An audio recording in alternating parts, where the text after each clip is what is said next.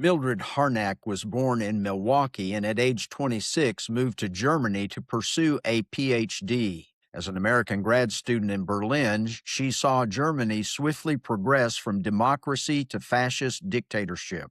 She and her husband began holding secret meetings in their apartment and recruited working class Germans into the resistance. They helped Jews escape, plotted acts of sabotage, and collaborated in writing leaflets that denounced Hitler and called for revolution.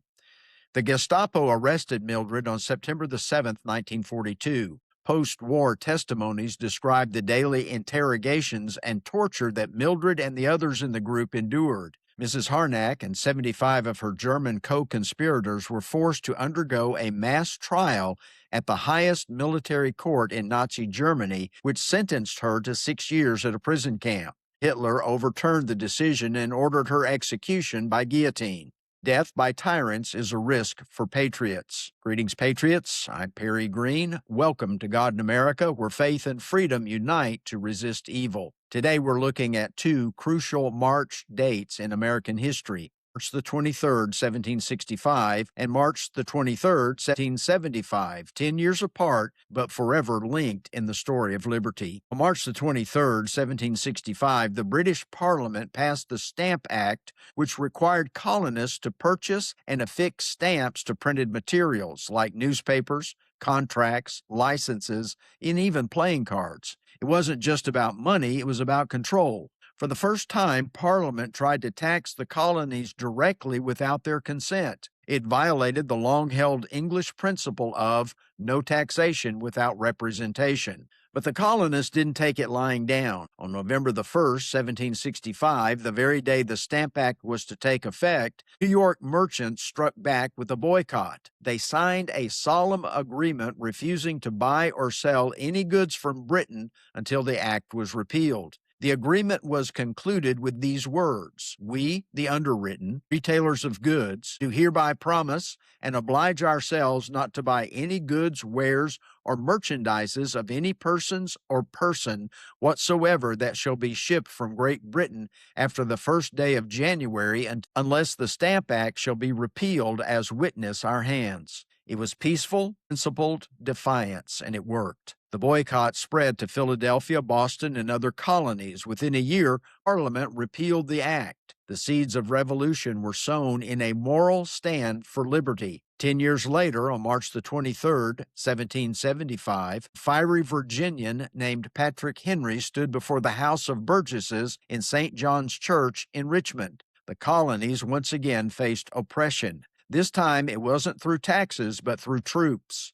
British forces occupied Boston, and tensions were boiling. Henry rose to speak, knowing his words might brand him a traitor, but conviction burned in his heart. He said, "Gentlemen may cry, 'Peace, peace,' but there is no peace.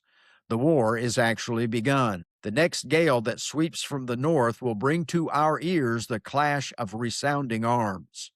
And then he spoke those immortal words: "I know not what course others may take, but as for me, give me liberty or give me death." Henry's words were not reckless, they were righteous. He understood that submission to tyranny was submission to sin. He saw liberty not as a human privilege, but as a divine right that must be defended. The Apostle Paul wrote this in Galatians 5, verse 1. "Stand fast, therefore, in the liberty by which Christ has made us free, and do not be entangled again with a yoke of bondage." That's a spiritual truth and a civic principle. Freedom once given must be guarded. The colonists' boycott was their way of saying no to tyranny.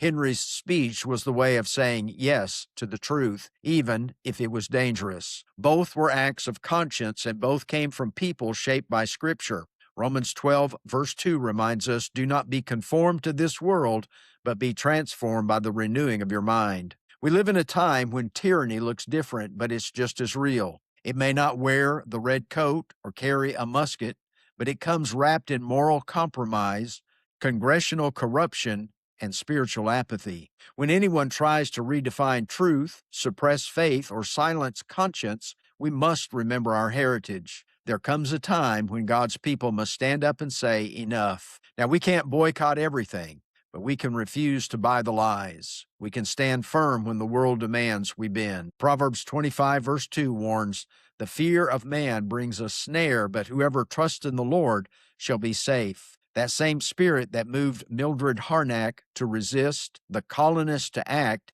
and Patrick Henry to speak. Their courage was born of faith that God governs the affairs of men and that obedience to Him is the highest freedom of all. When the merchants signed their pledge in 1765, they were doing more than protecting profits, they were protecting principle. When Patrick Henry spoke in 1775, he was doing more than rallying soldiers, he was awakening souls. It's our turn to declare once more that our liberty is a gift from God, not a grant from government. As our ancestors before us, we've grown weary of corrupt government and elite privilege. We are in a wait-and-see stage of our history, but we must never relinquish our God-given right to liberty. Thanks for joining me today, Patriots. Until next time, let's keep the light of faithful liberty burning.